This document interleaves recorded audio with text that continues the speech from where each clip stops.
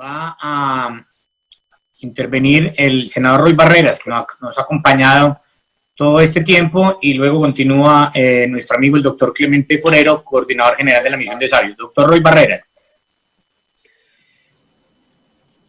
Muchas gracias. Muchas gracias al senador compañero Agudelo. Es un honor, me da pudor además intervenir antes del profesor Clemente Forero, voy a escucharlo con mucha atención. Solamente quiero hacer estas reflexiones. El senador Agudelo sabe que esta invitación fue socializada en la plenaria del Congreso. Quiero compartirles esta sensación. Yo no tenía ni tengo ninguna presentación preparada sobre la soberanía farmacéutica, no soy un experto. He acudido a este foro con mucha ilusión a aprender y he aprendido muchísimo. Pero quiero compartirles esto. Estoy seguro que esta mañana, cuando cada uno de ustedes, expertos en distintos lugares del país y del mundo, se conectaron a este foro, lo hicieron con la certeza de que su experticia, conocimiento y saber pudieran tener algún efecto, por supuesto, sobre la sociedad, en este caso sobre la sociedad colombiana. Y entonces, cuando el senador Agudelo le propone al Congreso entero, a 108 senadores, este foro, y se promociona públicamente, ustedes no lo saben, pero se los cuento, uno esperaría un gran entusiasmo con este foro de altísimo nivel. Me parece verdaderamente triste, lo digo aquí, lo voy a decir en la próxima plenaria, que no han acudido a este foro de expertos a aprender los senadores de Colombia. Creo que no somos más de 4 o 5 los que hemos acudido. ¿Y por qué lo llamo la atención de ustedes? Porque me parece que la eficacia del conocimiento depende de esa comunicación. Y en Colombia, en muchos lugares del mundo, también hay una especie de desprecio mutuo. Un desprecio paradójico y absurdo. Hay un desprecio de la ciencia por la política por razones conocidas, pero también hay un desprecio de la política por la ciencia. Y eso, por supuesto, significa que todo ese saber acumulado se desperdicia, porque no tiene efectos reales. Muy de cuando en vez, alguna decisión de política pública logra transformar en favor de la investigación, de la ciencia y de la tecnología el aparato estatal colombiano. Pero aún esos esfuerzos quedan abandonados. Recuerdo, por ejemplo, una reforma que hicimos al sistema de regalías, ustedes la recordarán, intentando llevar recursos fijos y permanentes derivados de las rentas del petróleo a ciencia y tecnología. Eso finalmente no fue eficaz, terminó en una vergonzosa feria de proyectos llamados de investigación, ciencia y tecnología en las regiones y finalmente no se logró el objetivo que se había previsto. De suerte que a mí me parece muy importante, como una conclusión de este foro, la necesidad, por eso lo propuse en mi pasada intervención de saludo, que fuese un foro permanente, senador Agudelo, todo el apoyo y el acompañamiento con ese fin, de manera que logremos involucrar a tomadores de decisiones que puedan apropiarse del conocimiento de nuestros expertos y de nuestros sabios, y no pase lo que pasó con las recomendaciones, por ejemplo, de la primera misión de sabios.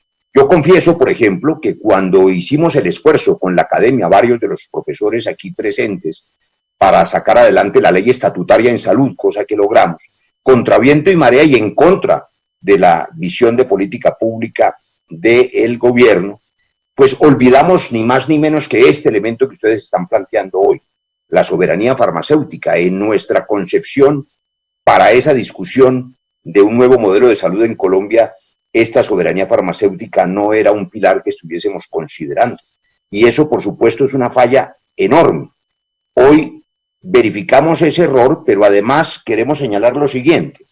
El profesor Germán Velázquez decía ahora que probablemente esta pandemia es lo peor que le ha pasado a la humanidad. Y yo quiero llamar la atención sobre esto, cifras que ustedes conocen. El año pasado hubo 112, 113 millones de muertos por hambre, desnutrición y enfermedades relacionadas con esas circunstancias. 5 millones de niños murieron por hambre. Y eso no paró el mundo, no se paralizó, porque como los muertos eran pobres, pues no hubo necesidad de parar a los países.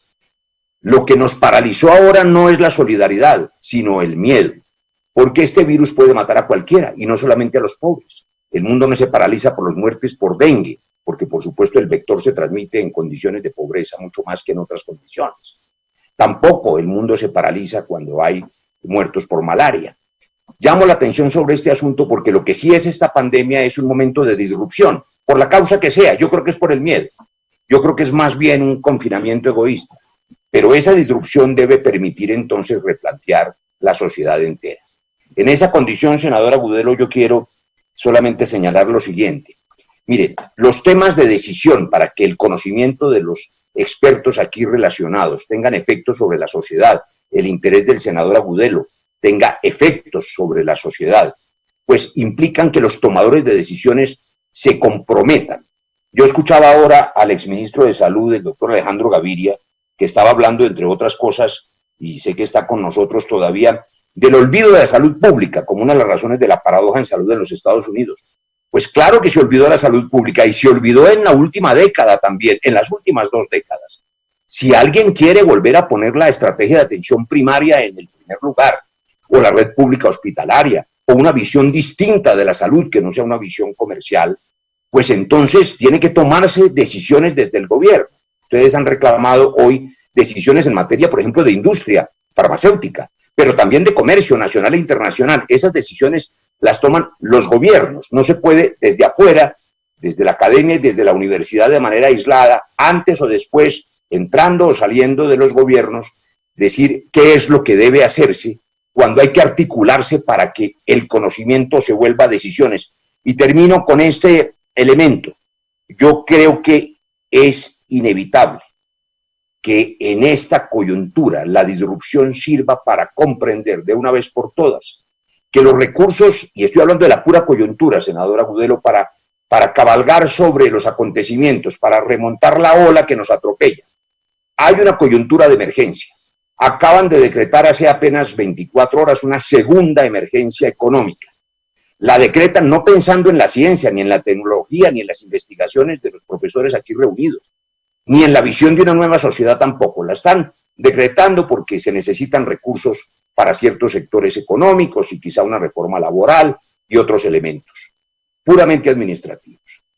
Pero esa reforma debería servir para que los billones, porque no son pocos, hay 42 billones sobre la mesa, puedan permitir la inyección hoy de recursos para las universidades públicas y privadas y los centros de investigación en tantos de los elementos que ustedes han señalado, empezando por la capacidad de la propia industria de tener algún tipo de soberanía farmacéutica, aunque termino con este asterisco.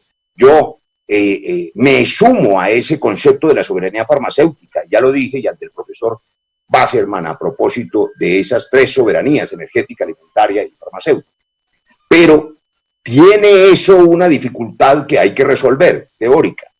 Podemos seguir hablando de soberanías en un mundo donde también creemos en la internacionalización, donde los problemas son globales, donde el propio profesor Velázquez nos está hablando de que todos los elementos para atender estas calamidades de salud pública sean universales. A mí me parece que hay que repensar la globalización como un elemento necesario para poder compartir con el resto de la humanidad lo que resulta indispensable para crecer y sobrevivir.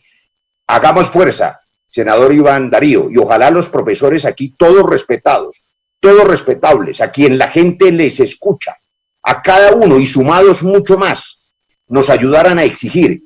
Yo lo acompaño en eso, senador Agudelo, en la próxima plenaria del Senado, ojalá citando al ministro de Hacienda y al gerente del COVID, el doctor Luis Guillermo Plata, para exigir recursos concretos ahora para las universidades en líneas de investigación, ciencia y tecnología, porque es la oportunidad de inyectar esos recursos en la emergencia.